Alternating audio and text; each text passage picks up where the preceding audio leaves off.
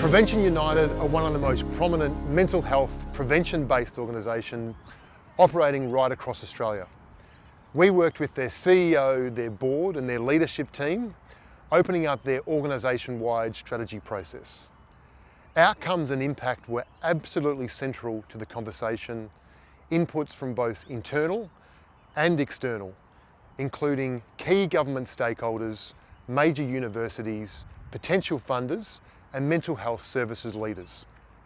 All these inputs from both internal and external enabled the organisation to make those really decisive strategy decisions. We catch up with their CEO, their chair and their leadership team to get their reflections on the process, outcomes and impact. It was an interesting process to really decide which strategy process we were going to adopt. I'd had some experience in other organisations and I really felt like when I started this process, had a plan of what I wanted to achieve. But in hearing what open strategy could offer, my position really shifted. We had a tight deliverable of wanting to move into a clear strategy over the next 3 years and deliver that within a 3-month cycle. But became persuaded to taking a bit more time to invest in that process gave us the opportunity to really think about what our value proposition was as we moved into the next stage of our growth, but also to engage the stakeholders who are actually going to be responsible for delivering that strategy, which is our team, but also really consolidate our focus on impact and shift away from just focusing on organisationally, internally focused targets, but really achieving that mission that is the guiding light of our organisation. In choosing an open strategy approach, it really challenged me as a leader. I had a very fixed idea about what strategy was, but I recognised the opportunity that was provided in stepping outside of my comfort zone. I had a highly capable team that had a lot of experience and knowledge of the sector and of the operation of the organisation over the last 7 years to share, as well as again, very experienced board who were deeply passionate, but that vision wasn't always aligned, that the vision had perhaps been led by the founder of the organisation. So I became persuaded that open strategy was a good tool to create alignment and to have some conversations that were really necessary in order for us to achieve our impact. I'm not really a fan of the solely board-driven strategy approach, and I've seen too many examples of strategies ending up being a bit disconnected and not really resonating with the purpose of the team on day to day and taking into account the realistic challenges in really achieving our purpose. It's really important to create pretty supported spaces and to really convey that we want to hear, even if people think it might not be exactly the party line, or they might be challenging our thinking with what they're offering. There were multiple meetings, first with the board to kind of clarify mission objective, then with the team to go through the same process and what we had learned over the period of the last strategic plan. And then there was a process of coming together. So we had our senior staff attending meetings with the board to kind of discuss some of the key decision points that needed to be made. And then we had, when the final draft plan was presented, we actually did that with the staff team and with the board and provided people with the opportunity to give feedback before an endorsement of the final strategy. The open strategy process, in terms of having at its core investing in external insights as well as collaboration with the team, really led to a number of important insights for us organisationally. And the first of those that really started to transform the way we see ourselves was from a key external stakeholder who's from a much bigger mental health organisation that has the ear of government. And really the feedback was about embracing our authority, and if you're going to lead, then lead, go bigger. Because we do a lot of our work in partnership with others and take a really collaborative approach in resourcing and advising and kind of gently nudging people towards positions through the coalition work that we do. But the advice was you need to strengthen that and say, I think that we should, and really step into being the authority in that space. Now that really challenged some of our old ways of working, which are in partnership and a gently approach. So that really challenged us to move out of that comfort zone and to step into being the authority. Internally, what it meant for our staff team is the aha moments was watching the collaboration take place and to see the cultural piece emerging over time. By trusting in the process, I was allowed to step back from having to lead it and see staff being given time, space, encouragement, support to have that facilitated conversation. They actually came to really thoughtful strategic decisions themselves, and then they owned them. So that was incredibly powerful through this process. It's really important for us to create the opportunity for people to speak pretty honestly and freely, and so I think the incremental approach gives a much better prospect for getting that, as opposed to a pretty quick and brief consult where it's probably pretty hard to say, I think part of the strategy is off track. It does take some intentional effort to engage with and listen to what our staff have got to say, what our partners, collaborators, other organisations in our orbit have got to say about how they see us, and really to consider all that against what our purpose, what our reason for being is. And I think the more we can embrace those different perspectives and then bring them together into our strategy, the stronger we all are for it. I think that was really important to do it the way that we did, and it felt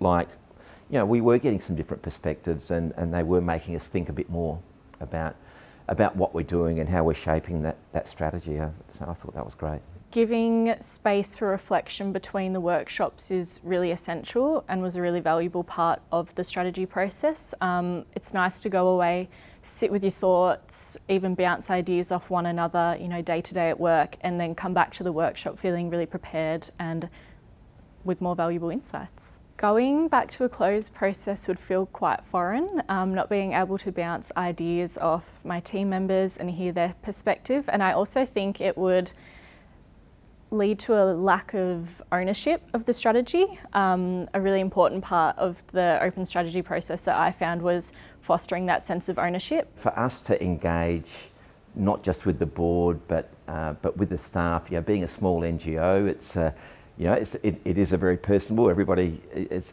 got very direct connection with the CEO and Suzanne, and we really wanted to make the most of bringing that through our strategy process, so that we're not just getting the board lens, but we're getting the what's it taking to deliver on this lens, from our staff on the ground, and of course getting some feedback from some of the organisations that we work with and collaborate with, just added to that further. So it was very intentional for us when we actually saw what Foundstone could bring to the table. It resonated really strongly with what we wanted to do. There was a lot going on all at once, internally, externally, and we were really needing to be able to bring all that back into our strategy process, and it was really opportune that we could. Using the open strategy approach really helped in building the team culture. So it gave us the opportunity to enact our values in a way that was meaningful, both to the staff and to the board, and achieved alignment. There were some difficult conversations to be had. They weren't always easy. And the things that the team was perhaps wanting to prioritise in terms of impact had to be balanced, for example, with the financial revenue of the organisation and what our capacity was, and what we could meaningfully achieve. And so engaging all levels in the process actually created that alignment, which I feel puts us on a good pathway to actually delivering this plan and delivering impact. It really helped the dynamic between the board and myself as the CEO and the team.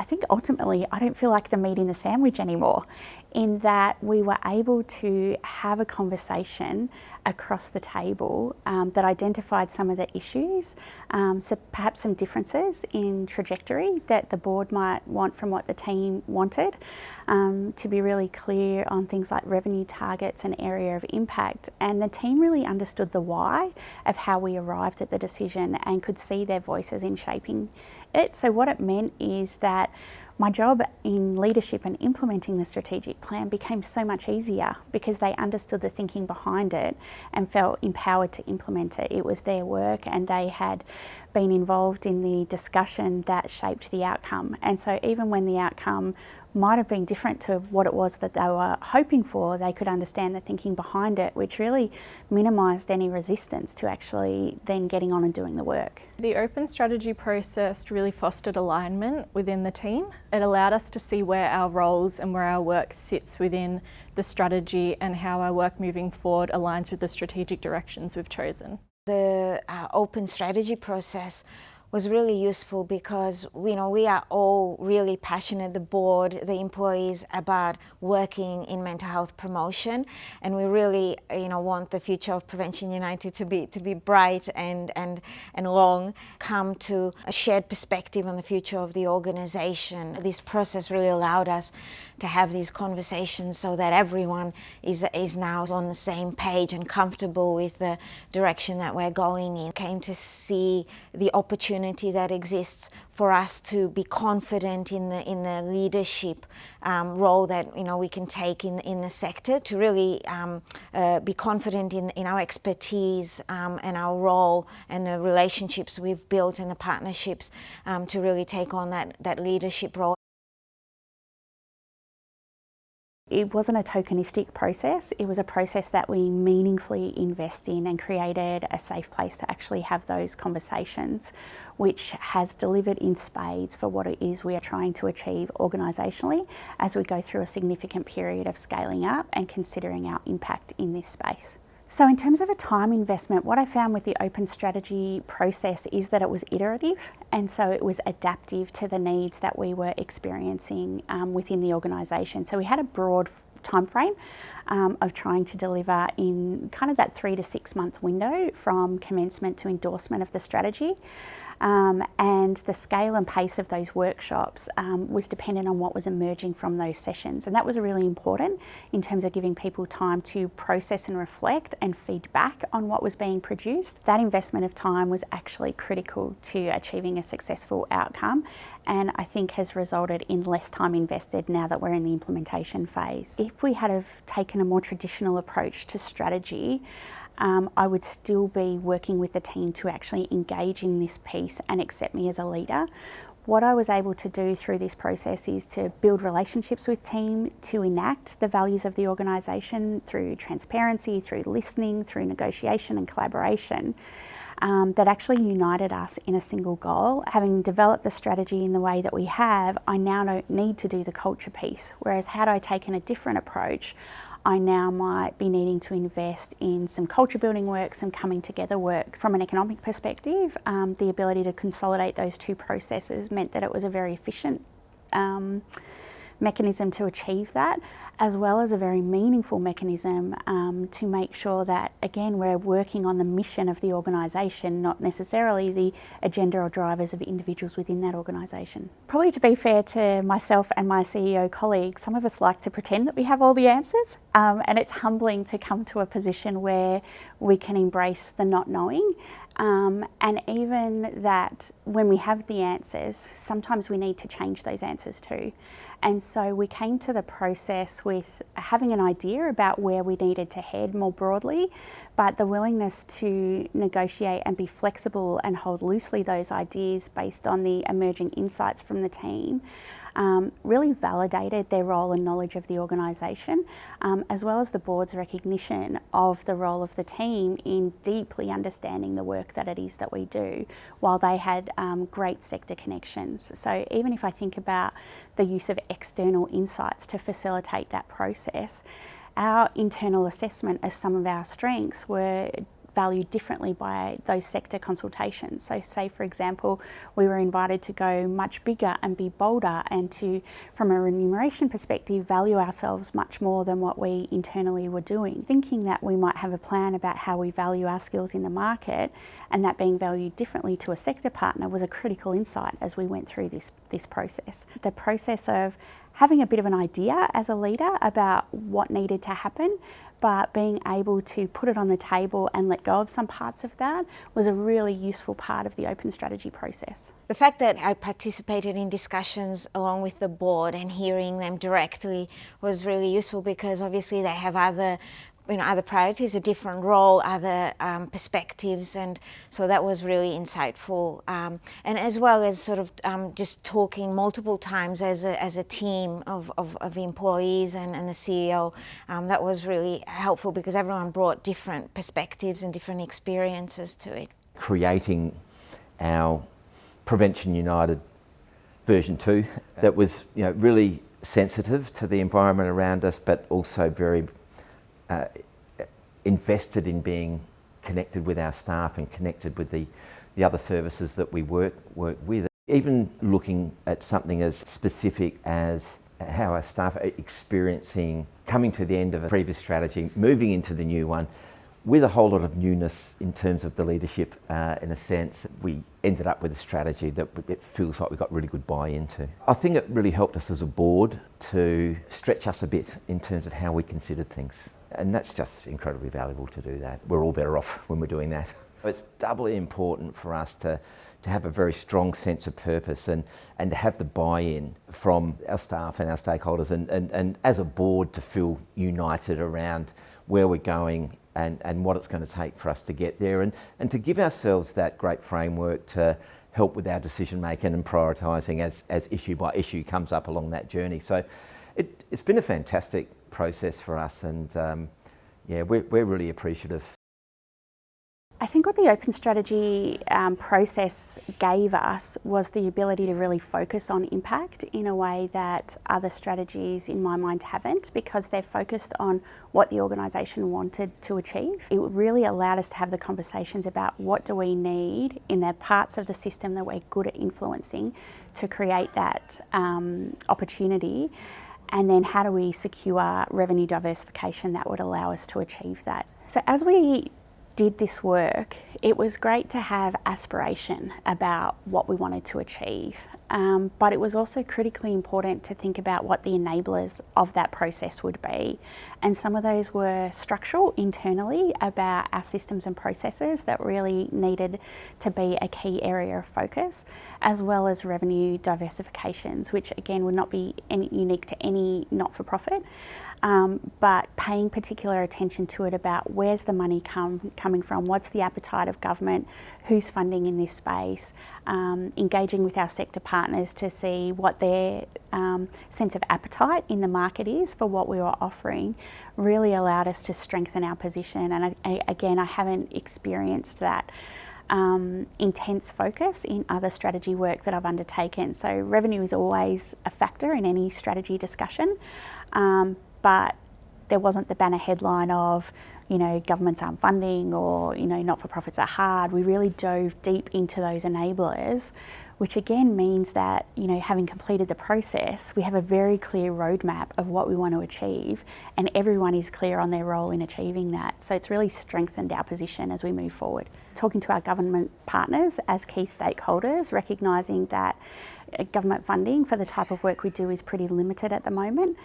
How do we open up other revenue structures? And it really gave us the opportunity to think about philanthropy doing the heavy lifting in this sector and how to better engage with them, but also what staff and workforce we need to actually be able to deliver this strategy. And so it put opportunities on the table, like employing a health economist as on the table as something that we might not otherwise have done, without thinking, okay, we've got enough evidence from research about what's needed.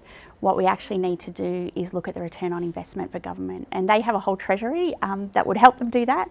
But in a small way, if we're starting to consider that question in the work that we do, that's going to be important both in terms of sustainability, but also demonstrating the impact of the work that we do.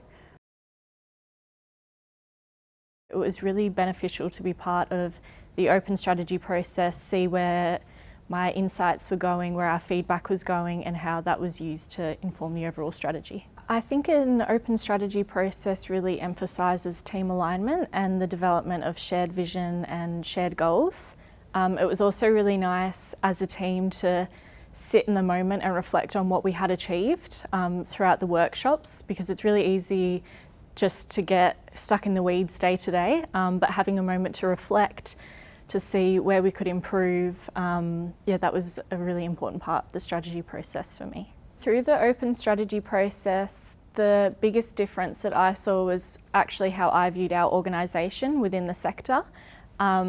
Again, having a moment to step back and look from a different perspective at our organisation, what we've achieved and what the board and what our team want to achieve, that gave me a really different perspective on our organisation. Life as a CEO in a small not-for-profit is incredibly busy, and it's hard to kind of quarantine the time to do this work in a meaningful way. It often feels like an add-on or something you're taking time out of your work to do, when actually it's the critical driver of all the work that you do. And a really interesting thing that I haven't experienced before was that after each team and board session, the insights were shared with either party. So it wasn't like the board would come to meet with the team having not had any insight into the thinking of the team, and vice versa. And again, for me, it was quite unusual for a board to share the insights about the things that they were working on with the team to inform the next stage of their thinking. So it allowed us to really shape the conversation so that there was no surprises. And so when we did have to come together as a group and make some really important decisions about what the next 3 years of our organisation actually looks like, there was no surprises, and people were able to have those conversations in a thoughtful rather than reactive way and be focused overall on what it is we're all trying to achieve together. So again, that alignment piece was really facilitated by that process, which took place over many months, but again has set us up to be able to actually deliver on the plan that we've developed. So in working with Foundstone, what I found was a pair of safe hands to create space and guide us through the process and remind us of the principles and the technical aspects of the approach that we were taking, but also the human component as well. So with generosity, with curiosity, with validation, with connection and suggestions and incredible wisdom, we were able to be guided through what was a really important but different process that landed us in such a great outcome. So we couldn't be more grateful for the work of Foundstone in guiding us through that work. I think the whole open strategy process was very timely and has made an enormous difference to us in terms of really being able to go into our next phase, to do it in a way that resonates for the staff, connects with that staff lens and perspective, as well as our external stakeholders. Just adds so much strength to what we're able to do, and even as a board gives us more confidence in our own strategy in terms of where we're going, and I think Foundstone guided us in that process incredibly well.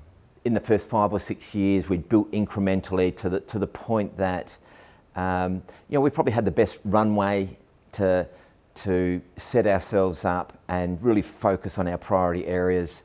And to do that in the strongest possible way. I mean, that was really what we were wanting to set ourselves up for. And it's really been successful, I believe, in getting us to the point where we feel pretty strong, or feel that we've got a pretty strong position now in terms of how we're going to take on, that next 2 to 3 years and where our effort's going to be invested in.